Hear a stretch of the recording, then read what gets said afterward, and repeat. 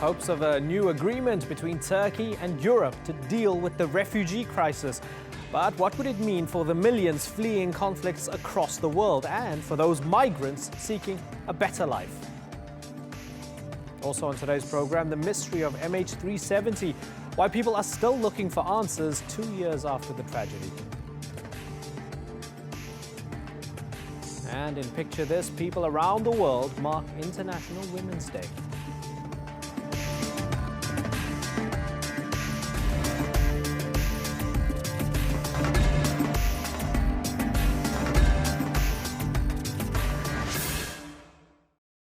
Hello and welcome to the Newsmakers with me, Imran Garda. A plan to solve Europe's refugee crisis. Central to it is Turkey, a country that hosts around 3 million refugees from Syria alone and is a major transit point for those trying to reach Europe. In return for more money, Turkey will take back failed asylum seekers, exchanging them like for like with Syrian refugees. European leaders hope this will help stem the influx of migrants into the EU. But while this idea may provide a solution for Europe, what about the people most affected by this crisis, those fleeing violence and persecution in their own countries? And as more barriers are put in their way, why will it stop them trying? Today's newsmakers are the refugees.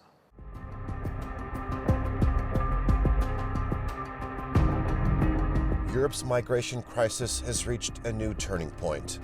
The door to Europe on the Macedonian border is now closed to thousands of refugees. Why the border is closed? Why? The Greek town of Ekinci has become a bottleneck for those trying to reach Europe. Tensions here are high. People here are ill, hungry, and frustrated. This camp and Europe's solution to the refugee crisis appear to be anything but sustainable. Across Greece, tens of thousands more asylum seekers are heading to the border. But it looks like time is running out to avoid a humanitarian disaster here. And so is aid.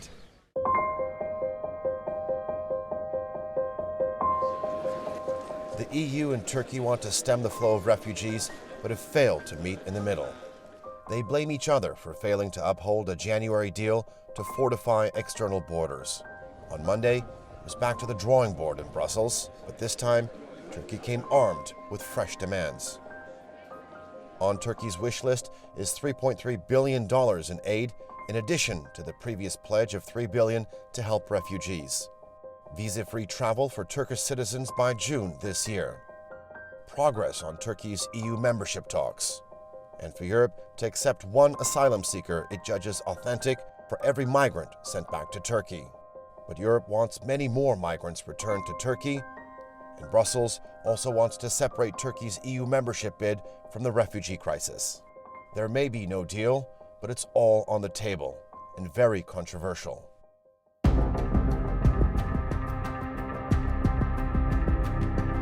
The proposal to return migrants to Turkey could become Europe's new nightmare. Legally, it contravenes the Geneva Convention, which calls for the protection of all asylum claimants. Greece would be forced to move refugees against their will, many having paid large sums to smugglers to travel there. EU countries will have to agree unanimously on the scheme in the first place, a dim prospect given resistance to mandatory quotas agreed last year. So far, out of 160,000 refugees due to be resettled, less than 700 have been. As politicians slip into deadlock, thousands of refugees remain stranded, awaiting their fate in Greece. Hopes here are fading fast for the refugees who have been told they won't be allowed into Europe. For some, it means they'll remain separated from the family members that have already made it through. And for others, it may mean that they have no other option but to return to the country and the danger they fled. With Europe now ready to take a tougher stance, life for people here may grow even more desperate and their future more grim. Adijan Ayanlar, The Newsmakers, Ekinci. Well, joining me now to discuss the refugee crisis are Demetrios Papademetriou from the Migration Policy Institute in Washington, D.C., and Alexandra Stiglmayer from the European Stability Initiative in Brussels. We also have Mehmet Ekinci, a foreign policy researcher from SETA, joining us from Ankara. Thank you very much, all of you, for joining us. Let me start with you, Alexandra Stiglmayer. Is this a good deal? I think it's a very good deal and a real breakthrough, because the uncontrolled influx of migrants into Europe has led to huge tensions. It has given new popularity to anti-immigrant, anti-liberal, anti-Muslim parties. It has forced migrants to risk their lives to get to the EU. And now there is a basis, if implemented, for another deal, which would mean that Turkey takes back everybody who reaches Greek islands, but at the same time, the EU must step up resettlement from Turkey and other countries. And that means beyond every Syrian refugee that is returned should be taken back to the EU. We need more resettlement. But I think the basis is there for a very good deal. Okay, let me ask Demetrios Papademetriou. There are those more than 13,000 migrants stranded at Idomeni camp on the Greece-Macedonia border. There are many others who are stranded as well.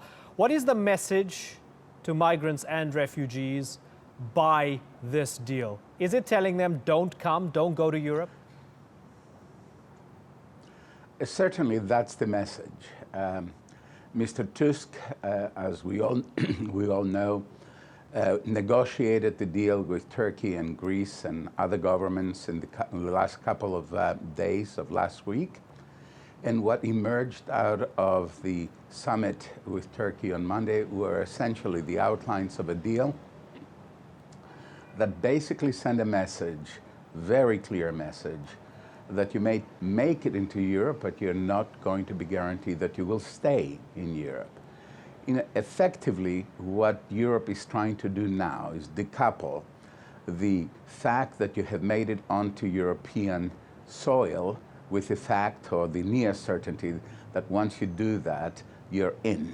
In other words, that you will be there and that you can reunify with your family and you can start your life again in Europe. And that did not start with the Aegean crisis. That started a couple of years ago with the search and rescue operation in the Western Mediterranean that effectively eliminated the Mediterranean borders by bringing in people from, the rescued people from anywhere in the Mediterranean to European space. So yes, this is something that was necessary. I am not quite certain, or I'm not quite as optimistic as my fellow panelists that somehow this is the deal. I think that these are the outlines of a deal.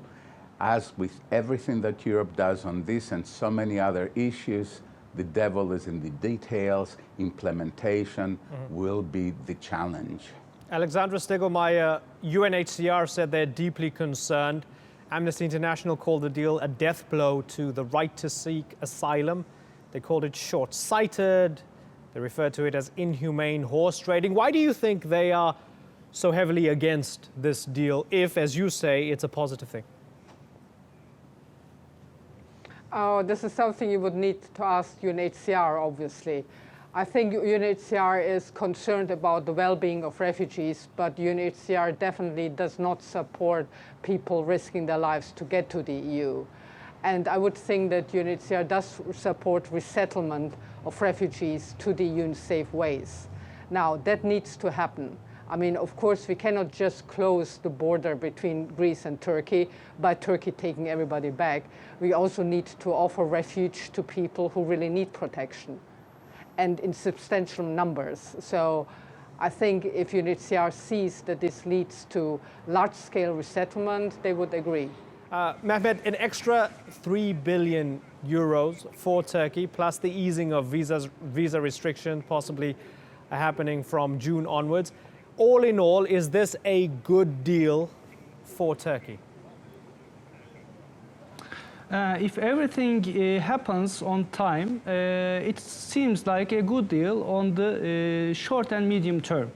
But long-term sustainability of such a deal could pose further questions. For instance, now one-on-one deal, including the Syrians, are not applicable to other migrants or refugees. And lately, there has been increase in the number of refugees or migrants coming from other countries and crossing into Europe. So what will happen to them? It is open to question. Whether this 3 billion euros and the additional funds from the European Union will support Turkey with all its undertakings to integrate Syrians. It's also open to question because we cannot foresee the future of the Syrian crisis, how long it is going to last and how long it is going to take to normalize Syria, and what Turkey will need to integrate all these Syrian refugees in its economy and society. These are all big questions to be answered. But if I try to answer your question on a positive note, I have to say that the late warming of relations between Turkey and European Union is probably the only positive aspect of the Syrian crisis or the migrant crisis. Yes, it might not be a very humanitarian comment, but sometimes the foreign policy of the European Union and its relations with third parties require some political motivation, and the Syrian crisis is currently providing such a motivation. Well, Mehmet, let me give you a humanitarian question then. All in all, putting relations aside, is this deal going to stop us seeing 3-year-old kids washing up on Aegean beaches in the short to medium term? Hopefully, if all the parties undertake its responsibilities and cooperate with each other, this plan can stop or discourage crossings into Greece through the Aegean Sea. The closure of the Balkan route is also another discouragement for such a move. Okay, I want to get two final comments from Alexandra and Demetrios. Let me start with Alexandria first. Alexandria, talking about implementation, we've seen over the past 48 hours Hungary saying that they won't play ball, and you have these countries, sovereign countries, that can still make unilateral decisions on borders and otherwise, and then you have Italy saying they want to put press freedom in Turkey on the table as a part of the deal. So you have individual countries who have their agendas and have a say within the EU. With all of that in mind, isn't it going to be a major challenge implementing this deal? It will be a challenge. It's also a challenge for Greece to send back people, because Greece still needs to register them. It has to issue a decision sending them back to Turkey. Under Greek legislation, they can appeal the decision within 15 days. So Greece also needs places to accommodate people until the process is done. But one thing I would like to correct is, or clarify, you have negotiations within the EU where everybody has a veto right. But apart from that, there are negotiations among a so-called coalition of the willing, with like Germany, the Netherlands, Austria, and 7 other countries, and Turkey. And these countries are willing to resettle on their own from Turkey. So they don't need the agreement of anyone else. If Germany says tomorrow we are going to take 200 or 300 or 500,000 refugees from Turkey, they can do it. And these negotiations are still ongoing, and I hope they will also bear fruit. And that is kind of the deal that will then complement what was agreed yesterday in Brussels. Yeah, good point. Which also still needs to implement. Good point, well made. Final thoughts from Demetrios, because we are running out of time. 20 seconds, please, sir.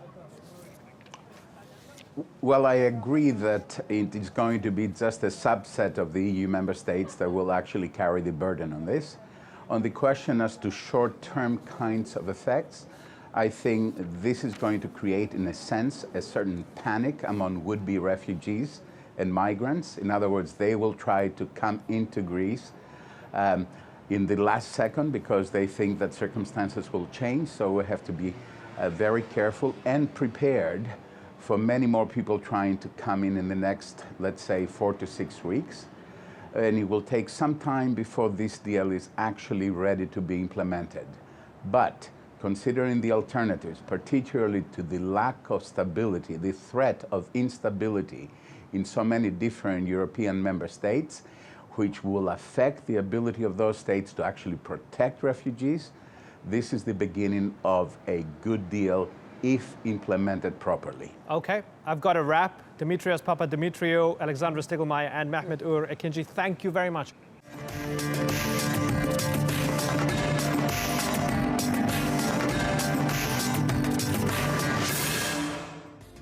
Still to come on the Newsmakers, the lure of conspiracy.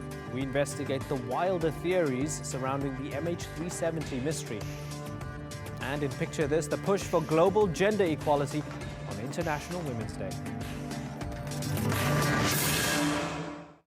2 years ago, Malaysia Airlines flight MH370 disappeared, never to be seen again. For the relatives and friends of those on board, the search for answers goes on. The discovery of a wing part on an island in the Indian Ocean raised hopes of some answers. But so far, those answers have proved elusive. And as Randolph Nogel reports, the lack of information has led to a number of spurious theories.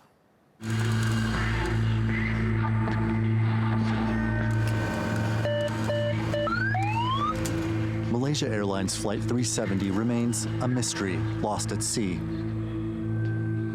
The initial moments of the tragedy were ones of silence.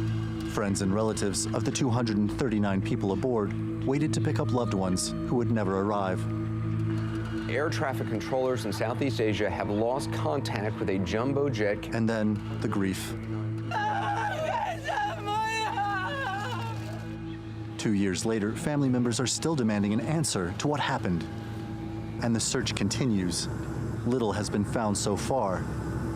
And in the void created by the lack of answers, conspiracy has thrived.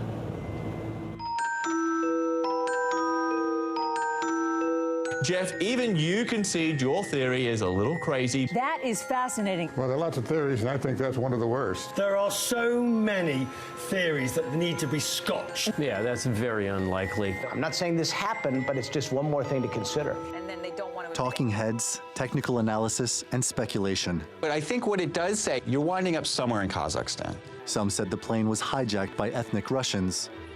Others, that it landed on a secret U.S. military base.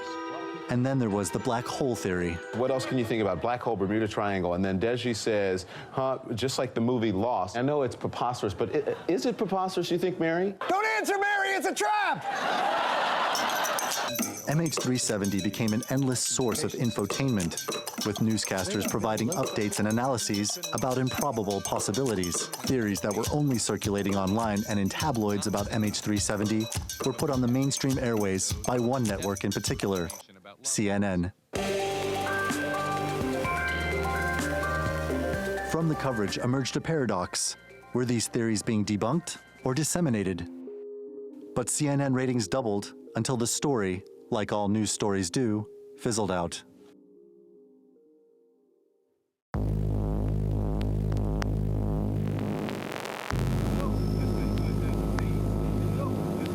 Deputy Speaker, around 90,000 square kilometres of the seafloor has been searched so far, with a total search area of 120,000 square kilometres.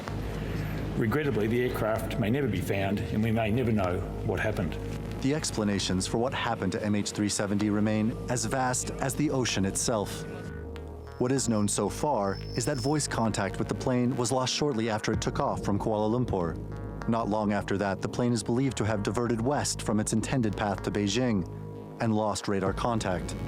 Flight path calculations show it moving south, where it's thought to have crashed. This arc shows the possible plane positions based on satellite data.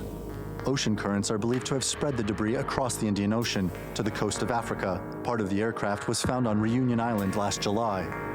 But it revealed little about the MH370 mystery. Debris found earlier this month off the coast of Mozambique is being tested to see if it belongs to the missing plane. The chief investigator has said the search will likely end in July. But the theories about how and why the plane disappeared are likely to live on. Randolph Nogel, The Newsmakers. Well, joining me now is academic psychologist and author of the book Suspicious Minds, Why We Believe Conspiracy Theories, Rob Brotherton. Thank you very much for joining us, Rob. 239 people died. It's my pleasure. Their families and loved ones, of course, want closure. They want closure, but the rest of us seem to want closure as well. And in the absence of good answers, we will accept any number of bad ones. Why? Well, absolutely. I mean, as you mentioned, we all want answers. And as a psychologist, what I study is how our brains think about the world, how we interpret the world. And what the research shows is that we all have a handful of biases and shortcuts hardwired into our brains that affect the way we interpret events from the world. And so while we all like to think that our beliefs are based on objective scrutiny of the evidence, what the research shows is that's often not the case. Sometimes these biases and shortcuts can lead us to suspect a conspiracy has occurred, whether one has or not. Mm-hmm. And the media, particularly CNN, feasted on this mystery. It was great ratings for them. As my colleague Randolph asked in his report, were they debunking or disseminating the conspiracy theories? And I wonder, is the taste for conspiracy theories created, or is it just being exploited by the media? Well, I think it's certainly something that's hardwired into us all. Something you hear a lot these days is that we're living in a golden age of conspiracy theories, that people are talking and thinking about conspiracy theories more than ever before. And again, that seems to be a misconception. It seems like going all the way back through history, all the way back to ancient Athens and Rome, even that far ago, people were talking about conspiracies. An example would be the Great Fire of Rome, which even during the event and shortly afterwards, Romans were speculating that the emperor was involved, that he'd set the fire, that it was an inside job. And so conspiracy theories seem to be an unbroken chain throughout history. People have always been engaging with the idea of conspiracies. And there's always a little bit in there for them, right? I mean, there's always a delicious morsel or two for a conspiracy theorist. I know with this particular case, you have two Iranians who were traveling on stolen passports. Now, sure, that's a crime, but that doesn't make them hijackers. That didn't stop people from creating a vast conspiracy and tying it to the Iranian government, right? And so on and so forth. Absolutely, and that's one of the features of conspiracy theories, is that so often they're built on finding anomalies, little observations and facts that don't seem to immediately fit with the official story, or in the case of MH370, there really was no official story. We still don't know what happened to the plane, and so people look for any seemingly interesting fact, and then oftentimes some people will extrapolate on those facts and build them into an elaborate conspiracy theory. Now, when I think back to, say, the JFK assassination or 9/11, despite mountains of evidence, a lot of truthers or conspiracy theorists refuse to accept it. Now, looking at this particular case, a fragment of the plane found in Reunion, possible piece in Mozambique, we might find more. Is there any amount of evidence that can be produced to construct a sort of mainstream narrative that would convince somebody who has their heart set on a conspiracy theory? Well, unfortunately, probably not. One of the most reliable findings that's emerged from the psychology of conspiracy theories is that somebody who believes one conspiracy theory probably believes many others, even if there's no logical relationship between the theories, even sometimes if they contradict one another. And so what it seems like is there's a conspiracy mindset. Some people are just more drawn towards conspiracy theories, some people are less drawn towards conspiracy theories. And there are few people at either extreme. There are a few people who deny any potential conspiracy theory. There are a few people who engage with every conspiracy theory. Most people are somewhere in the middle, entertaining some degree of skepticism. We are a crazy species indeed. I love this topic. Rob Brotherton, thank you very much for joining us. In today's Picture This, people across the globe have been marking International Women's Day with celebrations and demonstrations. Let's take a look.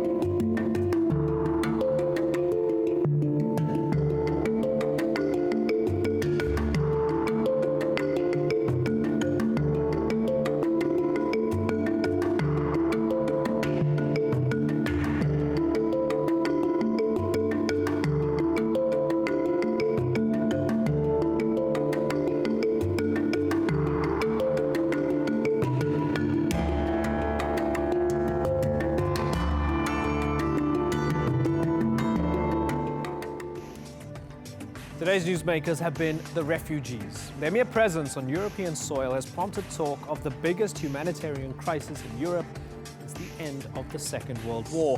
While this deal between Europe and Turkey is designed to solve the problems facing the countries through which these people are moving, it doesn't seem really to provide much for those at the center of the crisis. Their future remains as uncertain as ever. You've been watching this edition of the Newsmakers with me, Imran Garta. As always, thank you for watching. I'll see you soon. Bye-bye.